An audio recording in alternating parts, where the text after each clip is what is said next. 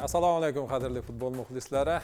Siz kutgan onlar juda ham yaqin. Futbol bo'yicha jahon chempionati start oladi. Bo'lib ham bizning vakillarimiz ishtirokida. Bu albatta quvonarli.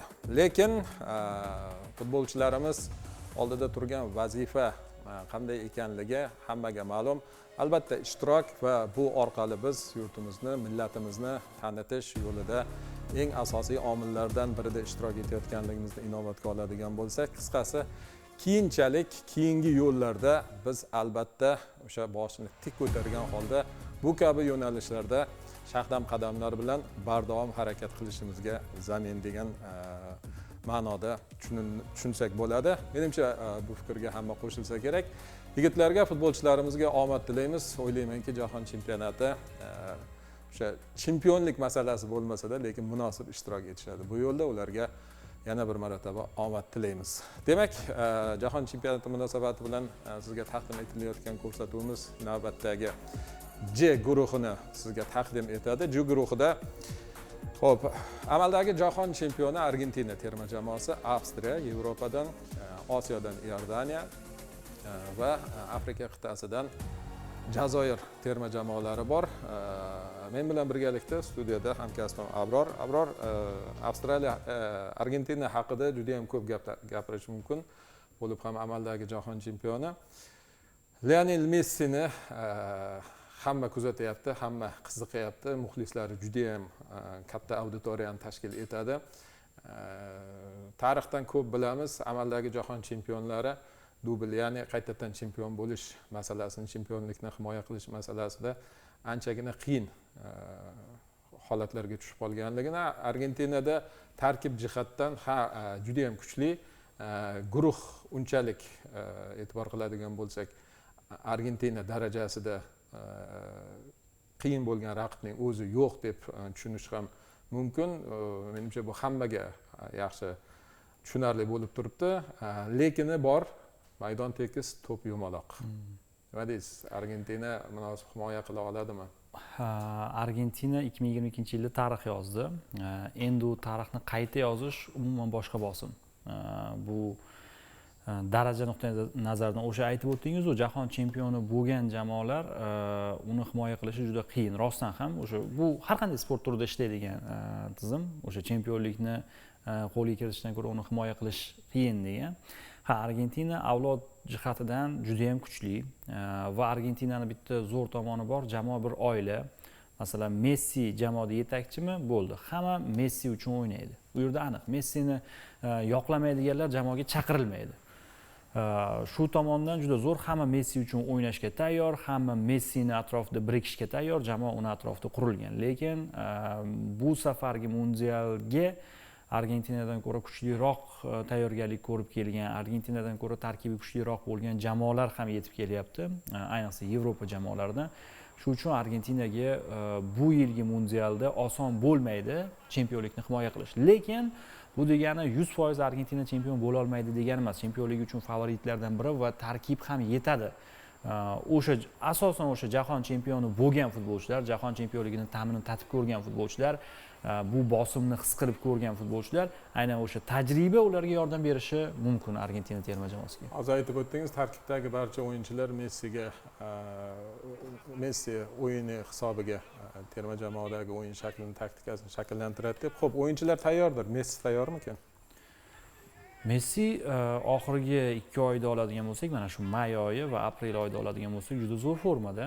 MLSda, Amerikada juda zo'r o'yin o'tkazyapti. Deyarli har o'yinda u bitta gol, bitta assist eng kamida amalga oshirilyapti va u ham o'sha gollarini minglik dovonga qarab burib oldi. Ya'ni 900 lik dovondan oshib 910 ta bo'ldi adashmasam oxirgi goli bilan minglikka qarab yuryapti. Ya'ni o'zimma unda formada va u yaxshi kayfiyatda. Nazarimda Messi bu jahon chempionatiga tayyor holatda kelyapti. Masalan, deylik 6-7 oy avval savol bor edi juda ko'pchilikda. Messi o'zi Argentinaga kerakmi? Bo'ldi, uni faoliyatda pasayish, u jahon chempionatiga borarmikan degan savoli bor edi. Ya'ni Argentina muxlislari, argentinaliklar uchun aniq edi, masalan, u borishi kerak degan. Lekin neytral ko'z bilan qaraydigan, mutaxassis sifatida baholaydiganlar uchun savol bor edi mana shu. Lekin hozirgi kunga kelib Messi formaga kirib oldi va meni nazarimda va ko'pchilikning nazarida Messi menimcha jahon chempionatiga tayyor. Hop, guruh aytib o'tdim, murakkab emas unchalik. Argentina taroziga qo'yilganda, afisha yozilganda o'zi ma'lum bo'ladi. Masalan, Avstriya terma jamoasini oladigan bo'lsak, Avstriya bo'lib ham Yevropada jamoa a'zolarining aksar qismi xalqaro maydonda klublarda ishtirok etishadi.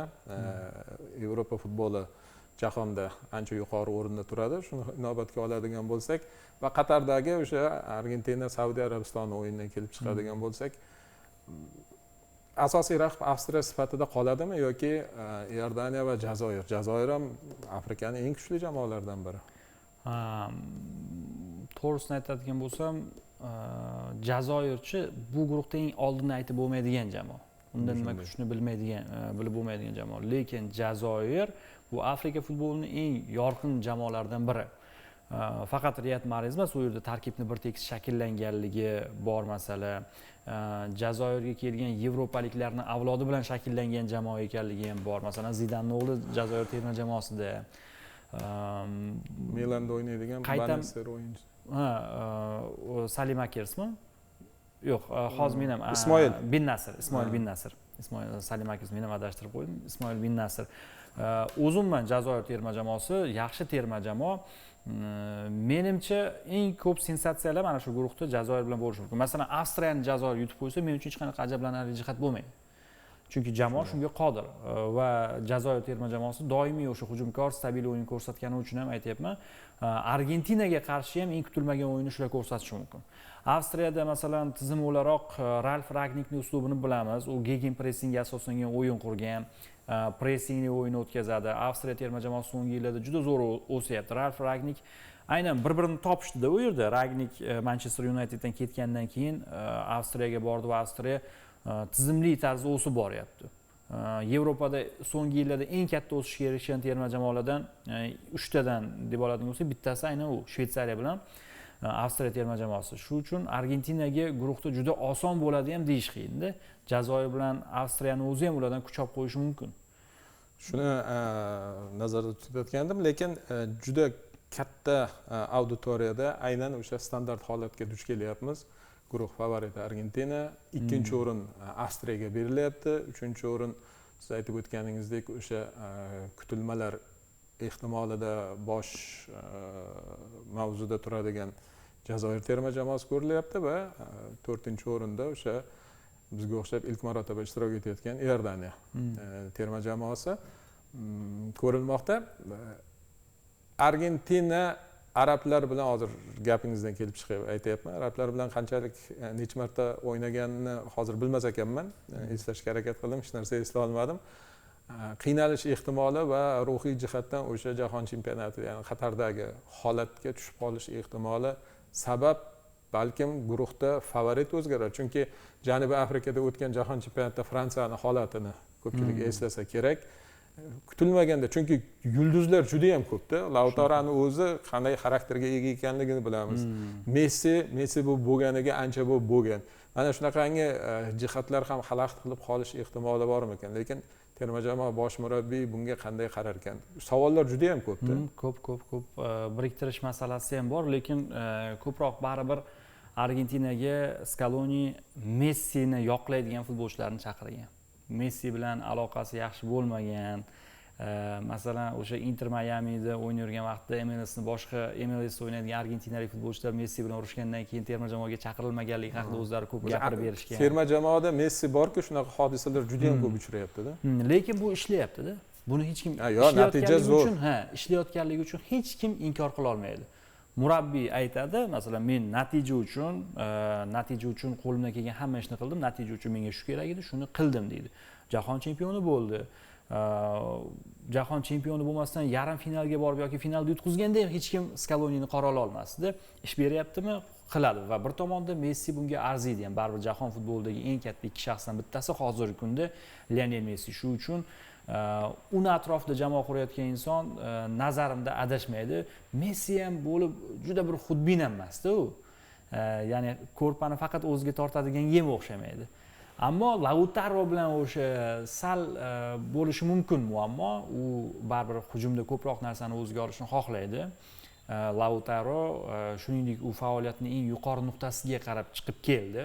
To'g'ri, oxirgi mavsumda Lautaro jarohatlar sababli yaxshi o'tkaza olmadi, ammo hozir jarohatdan tuzalib, u formaga kirib oldi.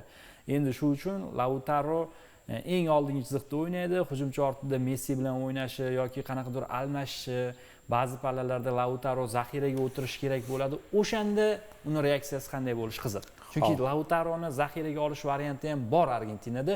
Julian Alvares bor chunki u yerda. Lekin yana bitta masala borda.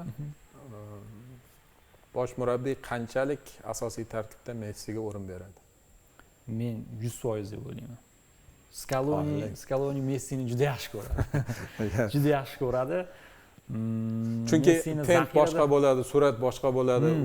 Yo'q, u masalan hozir emailda hozir gapingiz buni Amerika o'sha futbolida ko'ramiz, qiziq emas, o'sha imkon qadar faoliyatini kuzatgan holda ko'rganimizda o'rtamayona jamoalar o'rtasidagi uchrashuvlarda tezlik masalasi hamon qadar bo'ladida.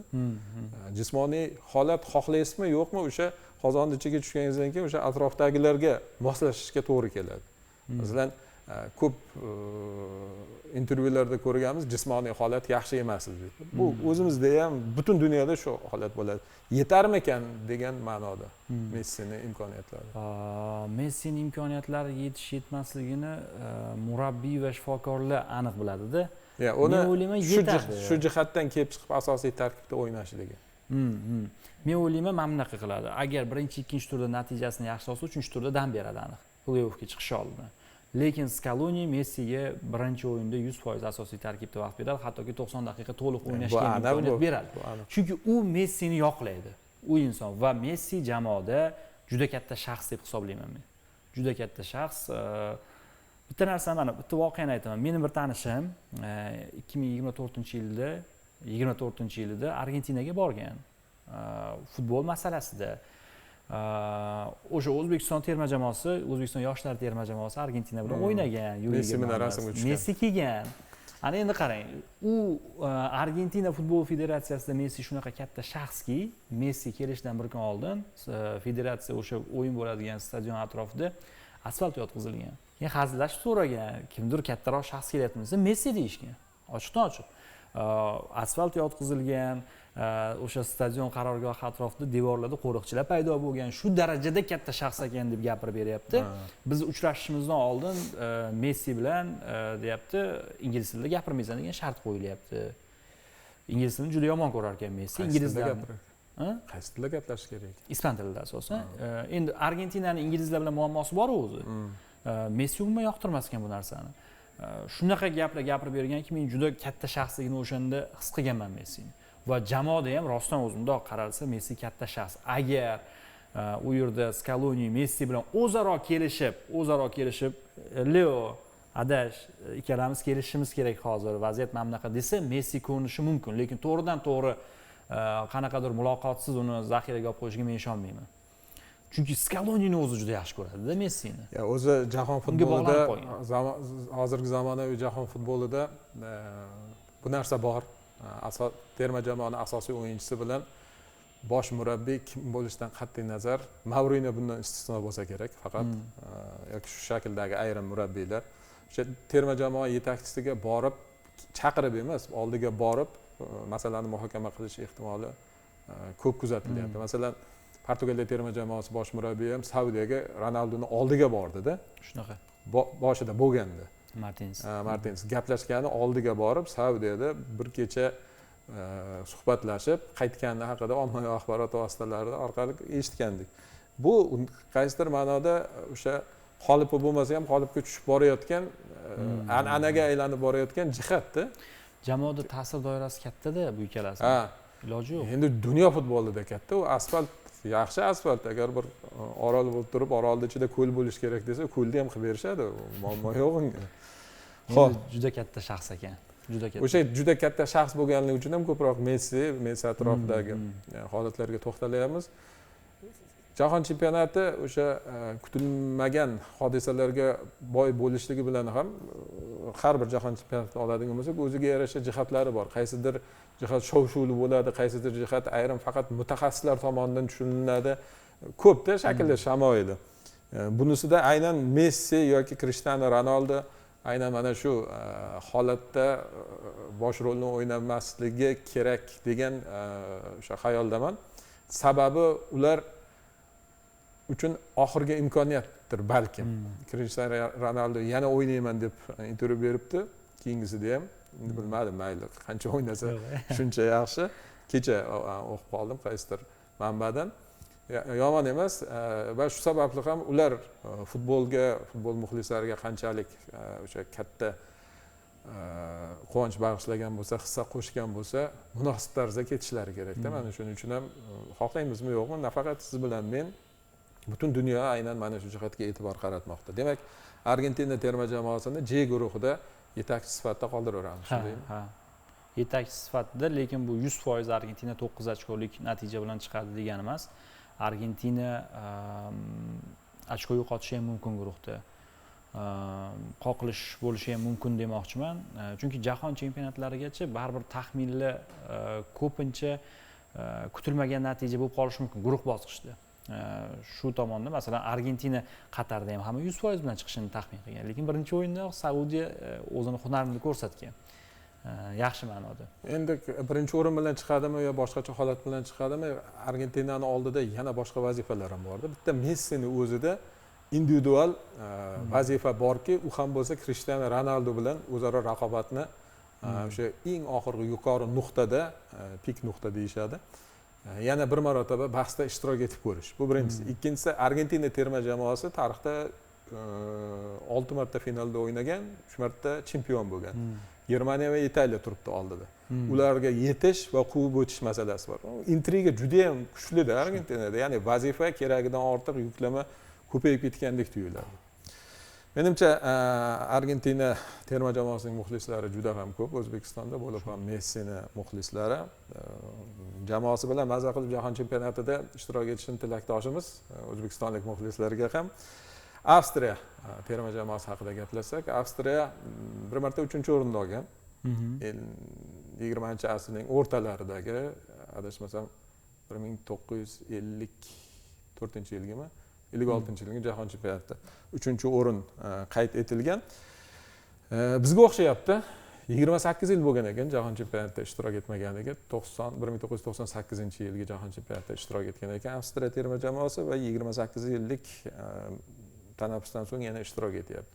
Jamoani nomdor futbolchilari ko'p. O'sha Arnautovichni olamizmi, Zabitserni olamizmi, Alaba, David Alaba bor. Anchagina kuchli jamoa va bo'lib ham quvnoq futbol namoyish etadigan va Yevropa futbolida asosiy omil hisoblangan taktikaga suyanadigan, tezlikka suyanadigan, o'sha futbolning eng asosiy ikkita kuchli omiliga asoslangan futbol namoyish etadi. Shaxsan men uchun Osiyodagi Iordaniya, Jordan yoki Afrika qit'asi vakillari bilan bo'ladigan o'yinni ancha boshqacha tasavvur qilyapman. Jazoir Avstriyani qanchalik mensiydi yoki mensimaydi? Chunki ularda qonida bor bu jihat. O'sha jangovorlik deymizmi, jangarilik deymizmi? Bo'lib ham Jazoirdagi tarkibiga e'tibor qiladigan bo'lsak, Yevropa futbolidan bahramand bo'lgan o'yinchilar ham bor. Shunaqa.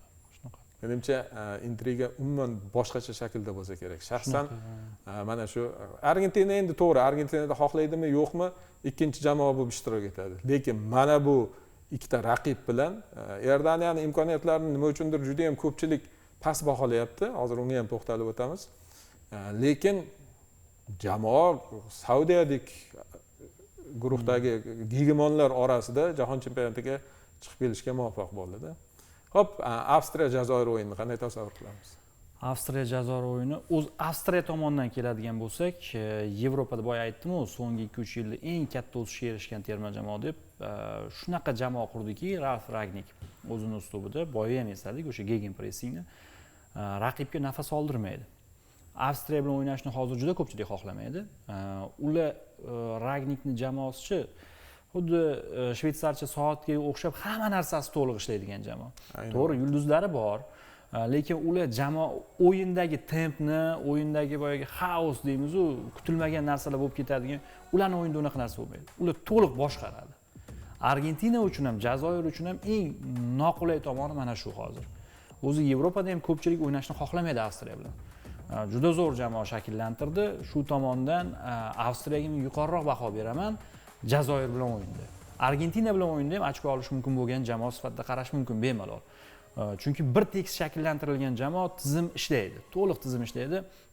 O'sha Ragnik Lokomotivni qurib ketganda ham o'sha u tizim murabbiyi bo'lgani uchun Manchester Unitedga olib borilganda ham u tizimchi, u tizim quradi deb olib kelingan. Lekin vaqt berilmagan.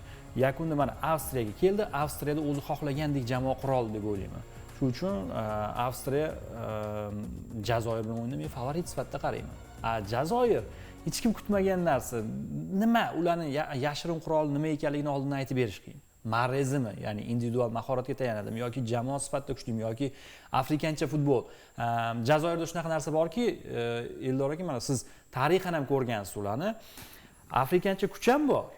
Yevropacha qanaqadir estetika ham bor ularda. Yevropacha futbol ham bor. Uyg'unlashgan nuqta. Ana shu o'zi eng xavflilardan biri. Shu uchun Jazoir kutilmaganligi bilan Avstriya aniq bitta tizimligi bilan xavfli jamoalar. Yana Jazoirda bitta qo'shilishga majbur va kurashishga javobgar bo'lgan jihati ham bor-da. Ular hozir Avstriya terma jamoasini o'sha Shvetsariya soatiga o'xshagan shaklda ta'riflab o'tdingiz. Ularda arablarda Afrika qit'asining o'sha yuqori qismida shimol deymizmi? Misr, Tunis, Jazoir, Marokash. Bu bir-biridan futbol masalasida juda qattiq kurashadigan terma jamoalar. Ular jahon chempionatidagi ishtiroki qanaqa bo'lishidan qat'iy nazar shu jamoalar ishtirok etish darajasidan o'tish kerak. Shunaqa. Ana kurash ichidagi kurash deymiz-ku. Shuning uchun aytgan jihatlaringizga e'tiborga oladigan bo'lsak, Shvetsariya soati ham buziladi-da baribir. Tushib ketishi mumkin, urilib ketib sinishi mumkin. Lekin yana o'sha arablarga xos bo'lgan jihat o'zini imkoniyatlaridan o'ziga yuqori baho bera olishligi. Ishonch yuqori. Aksar holatlarda xalaqit qilishi mumkin, lekin bir o'xshasa dahshatli o'xshaydi. O'sha Argentina, Saudiya Arabistonni olaylik. Kayfiyat qanaqa bo'lgan va Argentinaning o'yinini eslaydik o'sha o'yinda. Ana nima bo'lyapti degan savol bo'lgan bo'lsa kerak deb ishonaman-da, nima uchundir. O'zaro. O'zaro. Bo'lishi mumkin. Jazoirni rostdan zo'r esladingiz. Hozir o'sha Afrikaning yuqori qismidagi jamoalar raqobatda va bu raqobat ularni ajralib chiqishiga sabab bo'lyapti oxirgi vaqtlarda. Va ulardan aynan o'sha Marokashdek, Jazoirlik futbolchilar Yevropada ham juda ko'payib ketdi. Aynan o'sha raqobat natijasida ko'ramiz endi Jazoir terma jamoasi qay darajada buni uddalaydi. Chunki Marokash o'sha hozir sanagan terma jamoalarimiz ichida ajralib chiqib bo'ldi. Jazoirdan ancha oldinga o'tib ketdi. Lekin klublar miqyosida juda dahshat ekan. Afrika Chempionlar Ligasi, men o'zim shu narsani guvohi bo'ldim. Afrika Millatlar Kubogini xorijda ko'rishimga to'g'ri keldi, finalini. Endi men o'zi juda bir ko'raman deganim o'sha futbol o'sha kuni shu edi. Juda dahshatli darajada muxlislik qilar ekan. Misr hamda Jazoir klublari o'zaro to'qnash kelib qolgani uchun guvohi bo'lgandim. Raqobat juda kuchli ekan. Endi Iordaniya masalasiga o'tsak, o'sha arablar masalasida Iordaniya xuddi O'zbekiston singari, masalan, O'zbekistonga chetdan kim qarasa debyutant-ku deb qarayapti-da. Lekin ichki tomondan biz bilamizki, O'zbekiston kuchliroq deb bilamiz, ulardan ko'ra yaxshiroq bilamiz. Xuddi Iordaniyani ham bizdan ko'ra ular yaxshiroq biladi. Biz bilgan narsamiz o'sha Iordaniyada so'nggi yillarda juda kuchli jamoa shakllandi. Osiyo Kubogi finalida haligacha shubha bor-da, masalan, Qatarni haqqoniy yutgani bo'yicha futbol muxlislarida futbolchilari Iordaniyaga nisbatan bunday past tepadan qaragandek bo'lish ehtimoli yo'q emas. Lekin aksincha Iordaniya hozir zo'r eslab o'tdingiz o'sha oxirgi Osiyo chempionatidagi Iordaniyaning ishtirokini. Ularda kayfiyat bo'ladigan bo'lsa, farqi yo'q. Shunaqa. O'sha kayfiyat bo'lsa. Shuning uchun boshida ko'rinishidan, afishadan Argentina 1, Avstraliya 2, Jazoir 3, Iordaniya 4 qanday turgan bo'lsa, xuddi shunday yakunlanadi degan manbalarda keltirilgan o'sha mulohazalarning aksar qismida mana shu holatni ko'ryapmiz-da. Lekin menda sal nima uchundir o'sha guruhni muhokama qilish menga tushganligi sabablidir. Boshqacha jihatlar ochilib kelaveryapti-da. Osiyo jamoasi Iordaniya Jahon chempionatiga chiqish oxirgi guruhda qaysi jamoalar bilan o'ynadi? To'g'ri, adashmasam 3-chi va play-off bilan chiqdi. Play-off bilan chiqdi. Play-off bilan chiqdi. Chiqdi-da. Iordaniya Osiyoda birinchi bo'lib chiqdi. Iroq play-off bilan. Iroq chiqdi, to'g'ri. Iroq play-off. Bekorga emas-da mana shu narsalar. Ya'ni aytmoqchi bo'lganim o'sha eski gapim, hozir futbol o'ynashni bilmaydigan futbolchi qolmadi. Jamoa qolmadi, terma jamoa qolmadi. Hamma futbol o'ynashni o'rganib bo'ldi. O'sha teka-taka deymizmi yoki qanot hujumimi, pressing nimaiki bo'lsa, hamma o'zlashtirishga harakat qilyapti. Endi texnologiya ham kuchayib ketdi, tez o'zlashtirish masalasi muammo bo'lmayapti-da. Shuning uchun kutilmalar menimcha ancha o'zgacha bo'lish ehtimoli ko'proq bo'lganligi sababli ham aynan J guruhidagi o'yinlar boshqacha o'tishi va qiziq bo'lishligi shaxsan menda mana shunday taassurot paydo bo'lyapti. Umumiy ma'noda olib qaraydigan bo'lsak, sizning taxminingizni bilishni xohlardim. O'sha an'anaviy taxminmi? Guruhdagi holat. Baribir taxmin bo'yicha Argentinani birinchi o'rinni oladi deyman, lekin boyagi ichkaridagi tahlil bo'yicha ikkinchi o'rin bo'lib qolishi mumkin. U ortda qoldi. Taxmin birinchi o'rin Argentina, Avstriya va Jazoir. Jazoir va Avstriya ikkinchi o'rin uchun jiddiy kurash olib boradi mana shu guruhda. Endi menda sizga savol bor. Men o'zi mana shu mundialgacha dasturida qaysidir hamkasbimiz chaqirsa, men ulardan so'rayapman. Eldor Mustafoyev uchun O'zbekistonning ishtiroki kutilmalar qanday?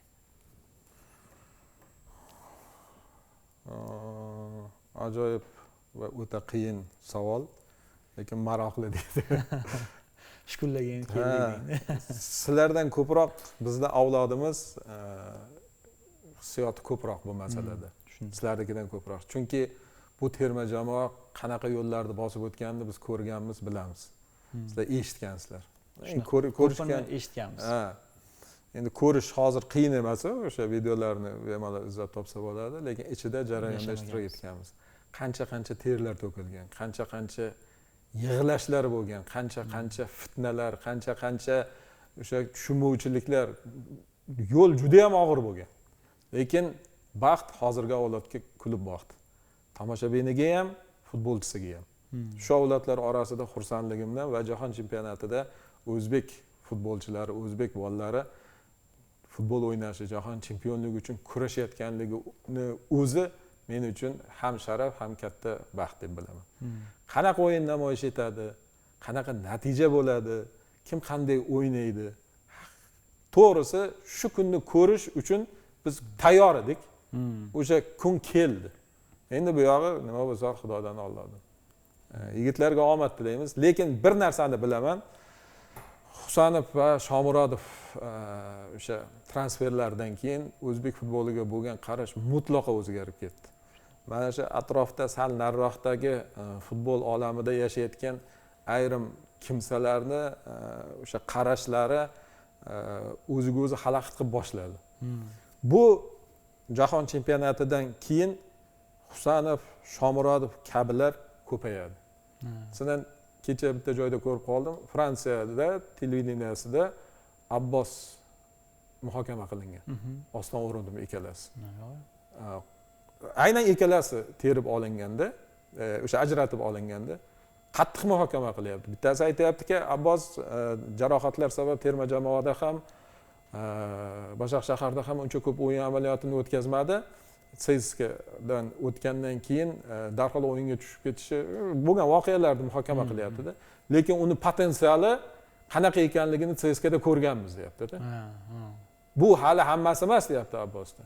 Hozir jahon chempionati ishtirokidan keyin eng katta transferlardan biri Abbos bo'lishi ehtimoli. Chunki tezligi, driblingi va yoshi juda katta ahamiyat kasb qiladi deyapti. Bu mening fikrim emas, faranglarning qarashi, fikrlari. Oston o'rinibdi. Hech bo'lmaganda kuchli 5likda o'rtamiyona jamoalardan bittasiga tortadi. Lekin unda ham jarohatlar inobatga olinyapti. Ko'pchilik aytib o'tib ketgan yana ko'pchilik jamoalar jarohatga moyili kuchliroq bo'lgan futbolchilar bilan shartnoma tuzishni xohlashmaydi. Xohlashadi. Ikkinchisi aytayapti, xohlashadi. Chunki uni potensiali, imkoniyati o'sha jamoani qaysidir yo'nalishda endi hamma chempion bo'laman deb o'ynamaydi-ku hamma. O'sha maqsadga elta olish uchun hissa qo'sha oladigan futbolchi sifatida ta'riflayapti-da. Bu hali nomi chiqqanlari, qayerdadir ko'ringanlari. O'rozovni kutyapman men hozir misol uchun. Hali hech joyda anaqa qo'yilmagan, belgi qo'yilmagan, to'g'rimi? Yana bunga o'xshagan, masalan, oddiy Jamshidni oladigan bo'lsak. Jamshid legioner bo'lgan, to'g'rimi? Shunaqa. Koreyada o'ynab keldi, endi top darajadagi klubda emas. Ha, o'ynaganda. U payt Jamshid ham Jamshid emas edi. Hozirgi Jamshid emas edi. Qisqasi juda ham ko'p. Endi ayrim futbolchilarimiz bor, ha, ular o'sha vaqti o'tyapti. Birinchi va oxirgi jahon chempionati bo'lishi ehtimoli bor. Qisqasi O'zbekiston terma jamoasidan nima kutayotganligingizni so'ramoqchi edim degan savolni berdingiz. Mana shu hissiyot. Juda ham ko'p gapirishim mumkin. Hozir o'zi sal hayajonlandim, esimga tushib ketayotganlari va o'sha junbushga kelayotgan jihatlar. Tasavvur qiling, 11 ta futbolchi, kecha zo'r statistikani hamkasblarimiz berishdi. Adashmasam Nodir Xo'jayda 22 ta futbolchi, 11 ta futbolchi, 11 ta klubdan. 2 ta klubdan hech kim yo'q. Kecha Kanada bilan qarshi hech kim uchrashdi. Ko'ryapsizmi? Oldin 8 ta Paxtakordan, 3 ta Neftchidan, bitta Nasafdan yoki shunga o'xshagan tarkib bo'lardi-da. Hozir ham xalqaro, ham mahalliy bo'lib ham o'sha kuchli jamoalarimizda o'zgarish juda ham katta. Shunaqa. E'tibor shunga yarasha bo'lyapti, futbolchilar tortyapti. Oldingi e'tibor hamin qadar bo'lgan, futbolchilar ham shunga yarasha bo'lgan. Ya'ni munosabat qanday bo'ladigan bo'lsa, shunga yarasha xizmat ham bo'ladi. Bu meni gapim emas, oddiy hayotdagi ko'p sinalgan o'sha voqeliklardan biri. Shunday ekan, terma jamoamizda hamma raqiblarni yutib jahon chempioni bo'lishini xohlayman. Bo'ladimi? Bo'ladi, zo'r. Xayrlashsak ham bo'lsa kerak menimcha. Albatta, yigitlarga omad tilaymiz. Sizga ham maroqli o'yinlarni mazza qilib, tomosha qilib, bir-birlaring bilan urushmasdan, tortishmasdan do'stona raqib bo'lishlaringizni tilakdoshimiz. Ko'rishguncha xayr, salomat bo'ling.